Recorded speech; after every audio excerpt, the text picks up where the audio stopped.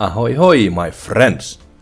Are you struggling to understand the mechanics behind dealing damage? I know I did at first. There's a lot of different types of damage modifiers and variations, so no wonder if one is a bit confused.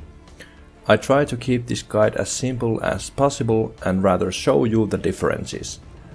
I hope I can help you to better understand the beauty of dealing damage and the factors behind it. In return, I wouldn't mind if you'd hit that like and subscribe. Or not, whatever. This guide is meant to be more informative than theoretical. There's a deep math behind the modifiers, but I don't believe one needs to know every single detail in order to improve DPS. I believe in practice and trial and error kind of methods. That's why I'll be comparing and demonstrating a lot of different things that affects your DPS. Oh, and don't mix up the parsing results and battle level DPS. They're not the same, and rarely, if ever, you can achieve those parse numbers in real fights. Okay, let's go.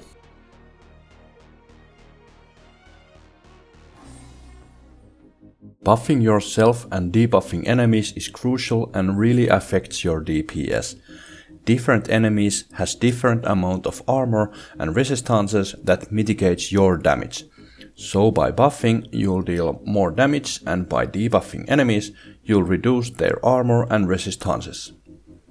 I'll show you the difference a single light attack does when you hit enemies without buffing yourself, and then compare it to unbuffed enemies.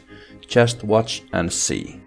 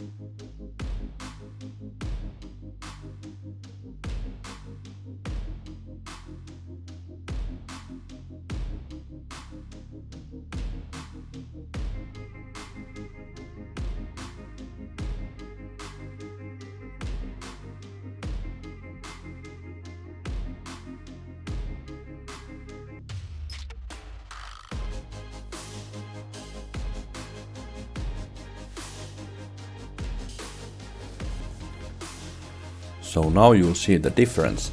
So always remember to buff yourself and debuff your enemies.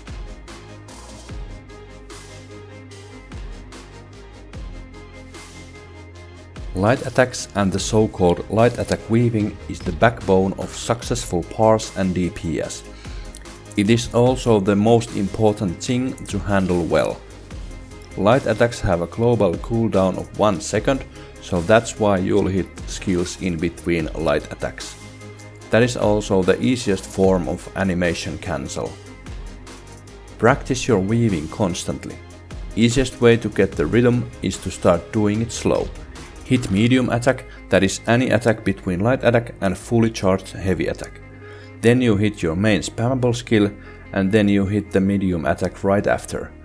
Do this and start shortening the delay between your weaving until you can do a light attack weave. I'll show you the idea how faster weaving affects your DPS.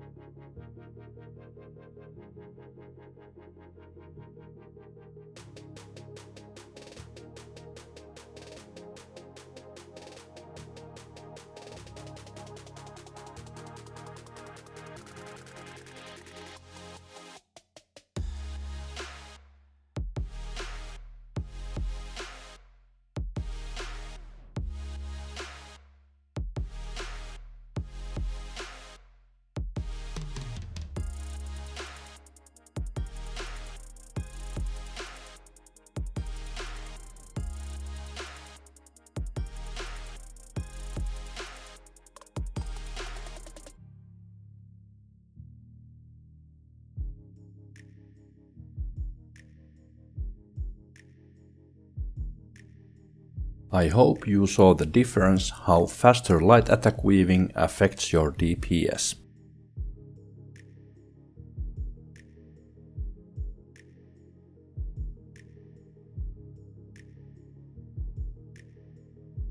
Dots, as in damage over time skills, increase your DPS a lot. Next I'll demonstrate how applying dots makes a difference. In the first demonstration I'll be doing the parts with only a weapon equipped, so you'll see the raw numbers. I only slot the passives that gives me sustain, so I'll be totally unbuffed and parses are as constant as possible. Also, because the dummy has a really low health, I'll rule out the RNG and the sets and the damage modifiers. First parse is without dots and the second parse is with dots applied.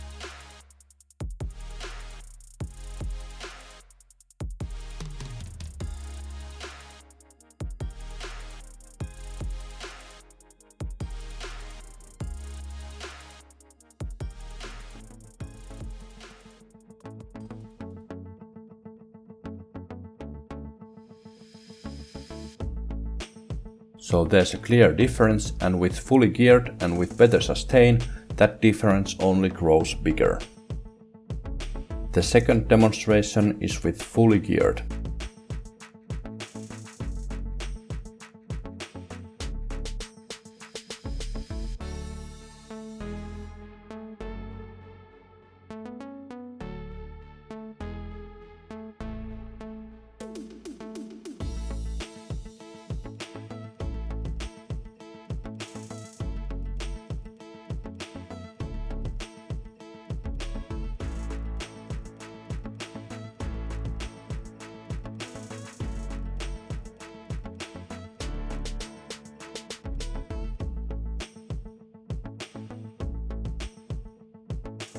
Last but not least, the skills and rotation. I won't go into the class detailed skill slotting, but rather give you the basic idea of slotting skills and how to rotate them. You should have only one spammable DPS skill that you'll keep smashing. You should have one execute skill that you'll switch to when target is in the skill's execute range. You may have a slottable skill that gives you a constant passive, like Fighter Guild's Evil Hunter or Mage Guild's Mage Light. Dots, buffs and debuffs can be slotted to backbar because they'll scale off from your active ability bar. First you'll buff yourself and debuff the target. Then you'll apply the dots and start doing the light attack weave until it is time to reapply the dots. That's the basic idea of rotation. But you have to know the skills or gears you have slotted, as they might have conditions in order to work. Like Nightblade's Spectral Bow that needs 5 light attacks before it can be fired. The optimal rotation is simple and designed so that switching bars and reapplying dots are optimized right after they have ended. The less time dots are unapplied, the less you lose DPS. You can think of rotation as a combination of all individual factors we learned before. Now you just combine them all in a nicer rhythm.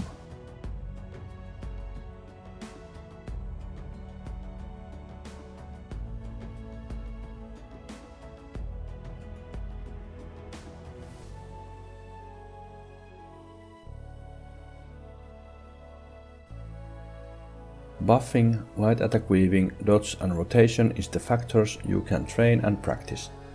Of course there's more that affects the DPS, but they are same for everyone.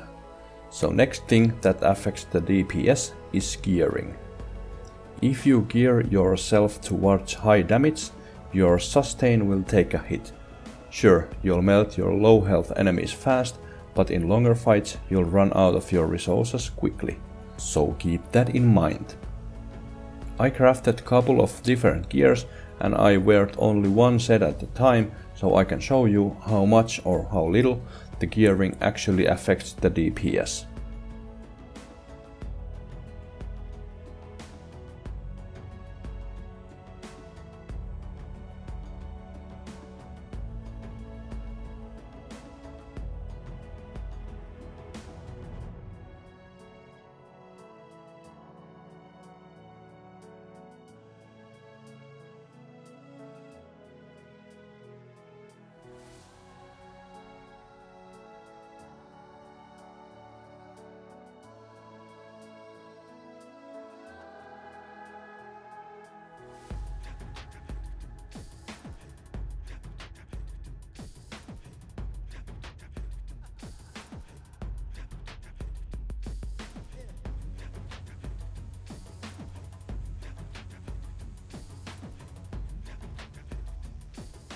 So as you can see, gearing is more or less marginal. But of course, meta gear or best in slot gears are used for a reason. But they alone won't make you suddenly a top tier damage dealer. Just remember that.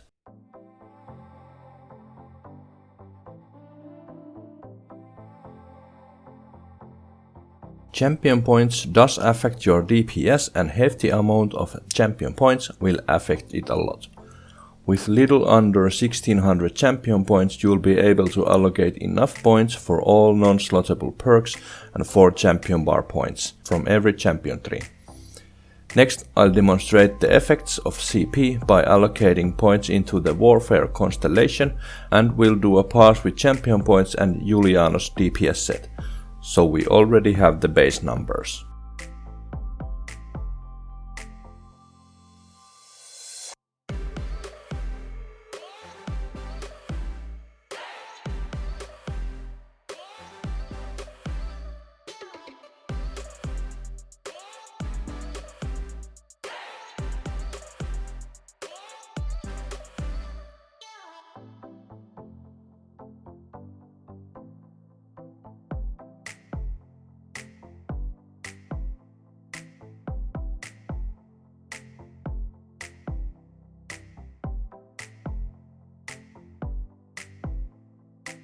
So as you can see, champion points does affect your DPS.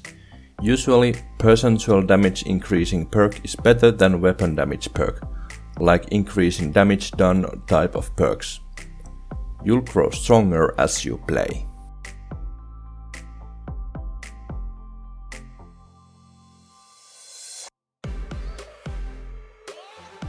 There's a couple different ways to build a DPS setup. By stacking a lot of penetration or high critical chance, or having a big load of raw weapon or spell damage. Bigger the penetration, the more your attacks will bypass the enemy's armor. More than 18,000 penetration is overkill though, as PvE enemies have max 18,000 of resistances. Weapon or spell damage is the damage modifier that increases the base damage of every damaging skill. Also, healing skills get stronger with bigger the weapon or spell damage pool. Critical damage hits at least 50% harder than non-critical hit, hence making it very effective damage type. Typically critical chance should be at least or very near to 50%, so hitting critically is as constant as possible. I'll be demonstrating the effects of these different damage types by changing the Mundstone correspondingly, so you can see the difference.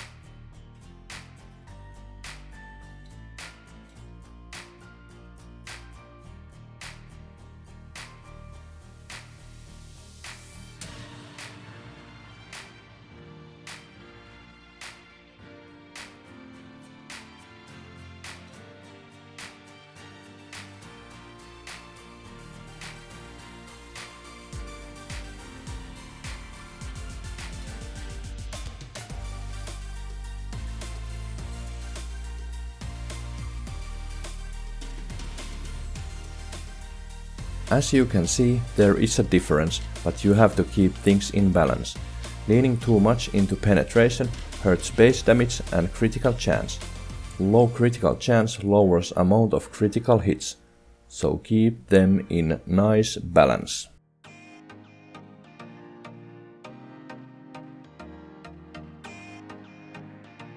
Racial choice is really marginal, but if you want to max out your damage potential, then the racial choice does matter.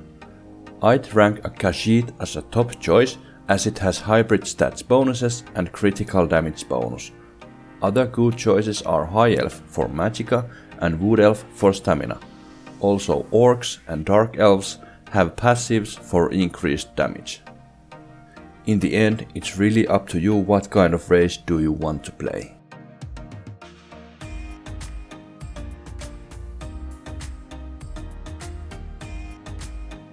Right traits will play a meaningful role in damage dealing. For weapons, there's a couple decent traits for increasing damage. Sharpened increases penetration, Precise will give you more critical chance, and Nernhold will increase damage of the weapon.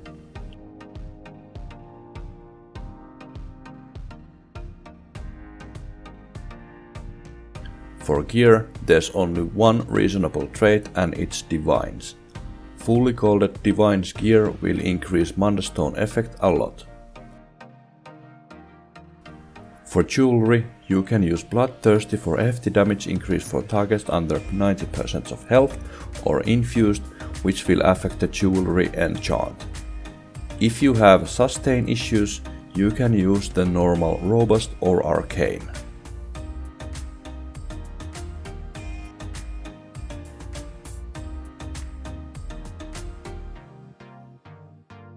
Have it your way. If you run a mythic build, you can't go wrong using appropriate shoulder piece that gives 1 piece bonus to critical chance. Monster sets though have a lot of variations and are a reliable source of additional damage boost. Thank you for watching. I hope this guide helps you to understand principles of dealing damage. Fight well, give them hell.